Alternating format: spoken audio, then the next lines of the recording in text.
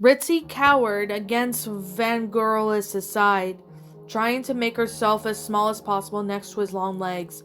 She didn't even comment when he did that thing he always did, and when he thought, though, she was being vulgar. A cross between a snort and a shudder had usually had their entire clique sniggering at her behind their hooves. It wasn't fair. She had always imagined what she finally saw the inside of Princess Celestia's throne room. It wouldn't be because of her social efforts had been given the acknowledgement they deserved. For years, Ritzy had toiled diligently at her charity work, improving the lives of less fortunate ponies by selecting those obvious talent or merit and elevating them into high society. Many of them were unclothed souls whose lives she had been improved with her advice and invitations just to the right party, just the right race, or just the right cheese and hay tasting sniting. Once or twice, she had implemented personal lessons in fashion and critique, especially when it came to tutoring young fillies on how to suppress their appetites and eat only well-bred slender mares ate. Yet it never had been enough to gain the princess's interest. The ventriloquists were an old family of whose lineage could be only traced back to 17 generations, all of whom had lived in Canterlot. That one alone would have guaranteed Ritzy an invite to the royal garden party, but somehow her name had never appeared on the guest list. Now she was finally inside the throne room and couldn't enjoy a single moment of her life. Life was so really unfair. "Don't stand too close to me." Vangelis bumped her away from him. She tripped over her own hooves and shot him a dirty look. Vantonix and Ruppen families had often been odds over the last 17 generations, but one may think him being able to offer lady support at that time of crisis. Some gentlecolt he was. No matter what airs and grace he puts on, Vangelis would always be the fool who always had wet himself at her birthday party when they both attended the most exclusive kindergarten in Canterlot so many years ago. She was about to bring him down with a peg or two out of habit, but her witty remark died on her lips as she took note of her surroundings, once more beautiful, regal, and unoccupied. "What do you suppose they're waiting for?" she asked. "How the devil should I know?" Vangelis tossed his mane in irritation and eyed the door when they had been rudely shoved through. He rubbed at his neck where the metal collar had rubbed. Specks of rust still graced the area. "Why did they separate us from the others?" Ritzy pressed, as if she was stuck in there with him. At least she would not have been stuck in silence. "Perhaps they recognize good breeding and they want to partly be with us until the princess's absence." He obviously couldn't bring himself to mention their deaths. For once, Ritzy didn't hold it against him. She couldn't either. "We represent the creme de la creme of Canterlot society. It stands for a reason they'd want to bargain with us." "For what? They already own the city."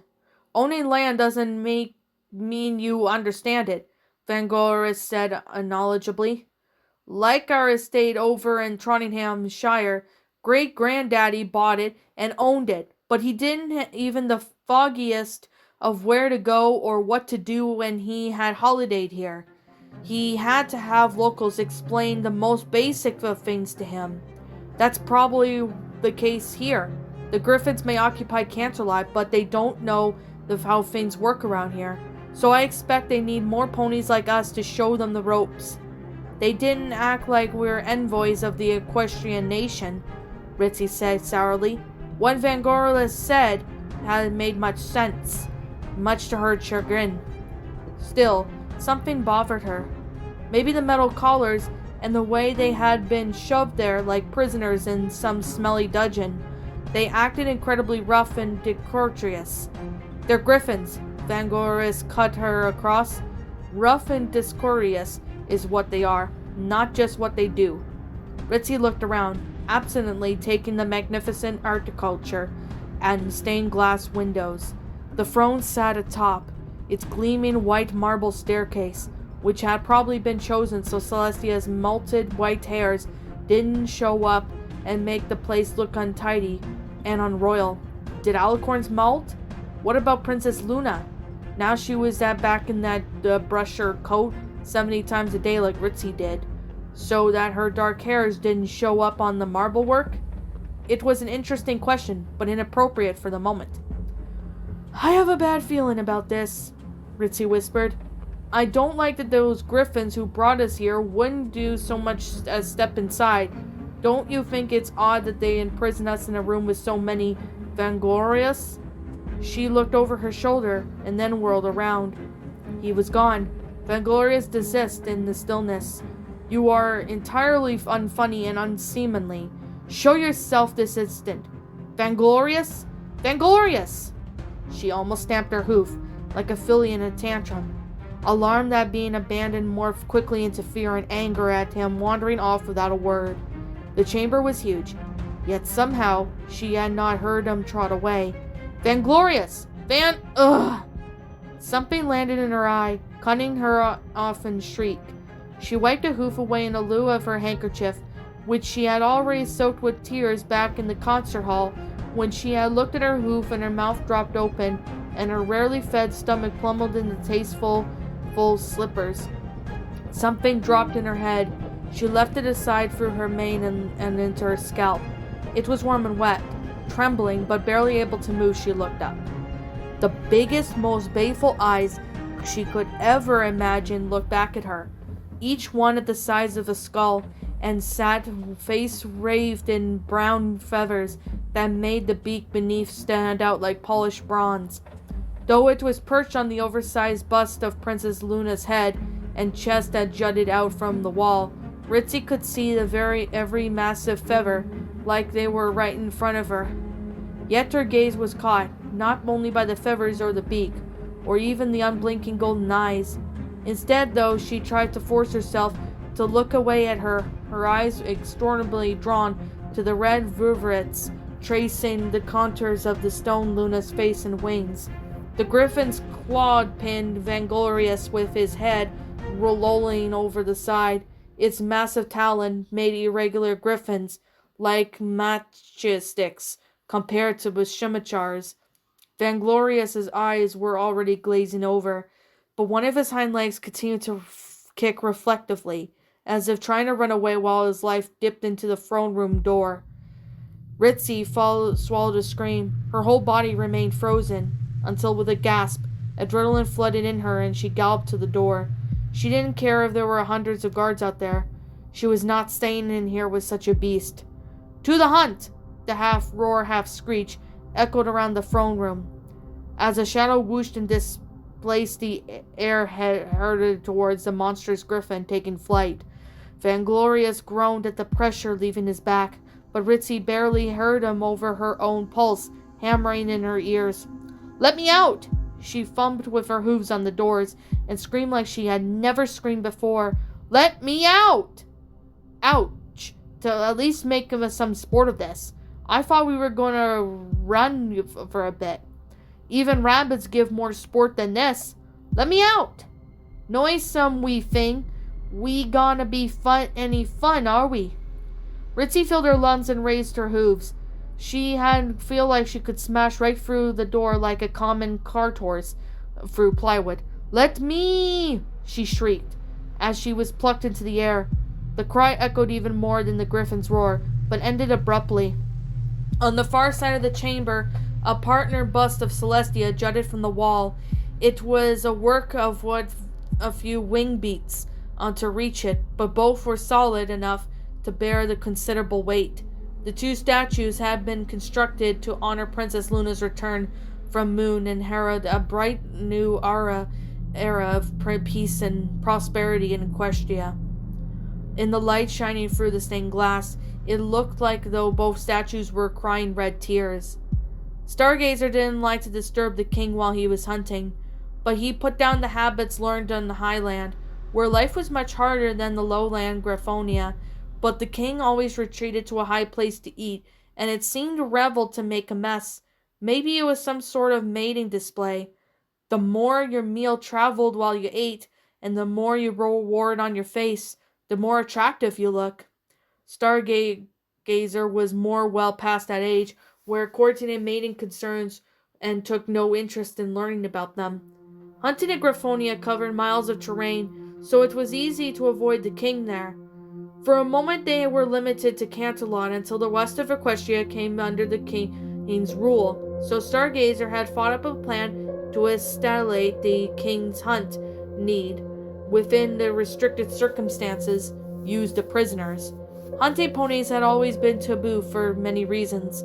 Unicorn magic and Pegasi Weaver control until they were fully grown. Most griffins were on slightly bigger than ponies and could not guarantee making it a kill if the pony decided to fight back.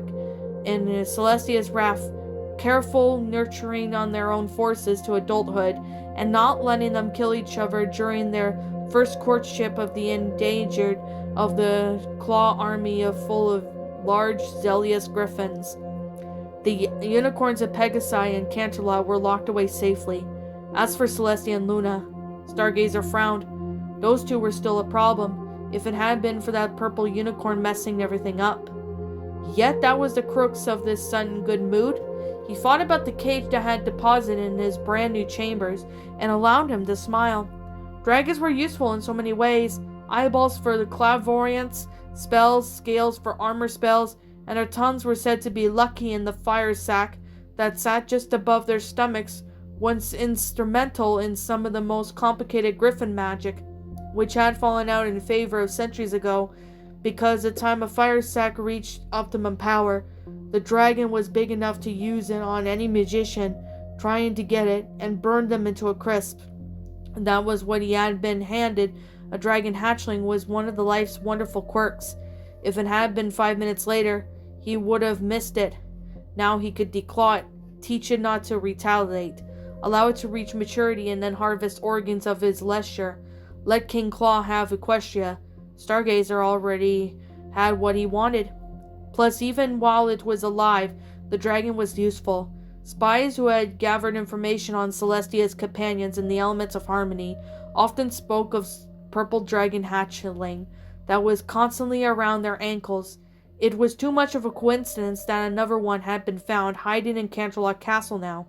Even simpler clairvoyance required a focus, like a bloodhound required scent, and a living focus was so much better than a personal object.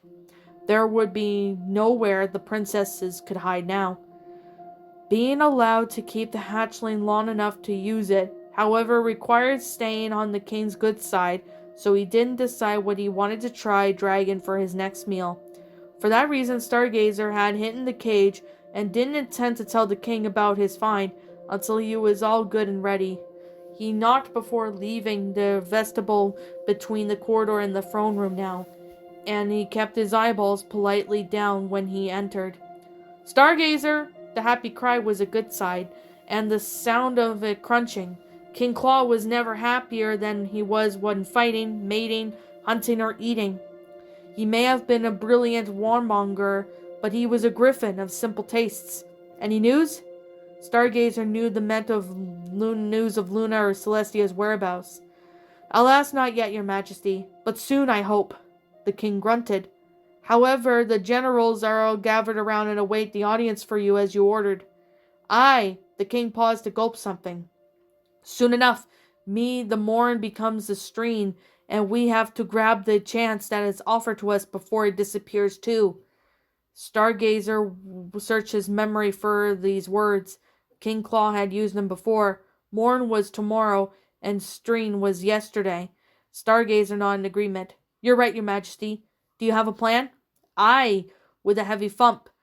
Claw landed in front of him. He was the burliest griffin Stargazer had ever come across in his long years. He had ever made the legendary King Slaughter with the crazed look of the runt of his litter in comparison. Dana fish yourself, Stargazer. The plan's simple. We hit hard and fast and muckle frets before we ponies can rally themselves against us. Buckle, majesty? Do you have your rocks in your skull?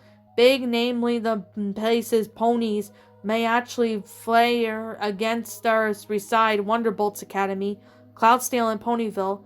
We can move on from there into other cities and such, but I doubt we let them fight them in after that.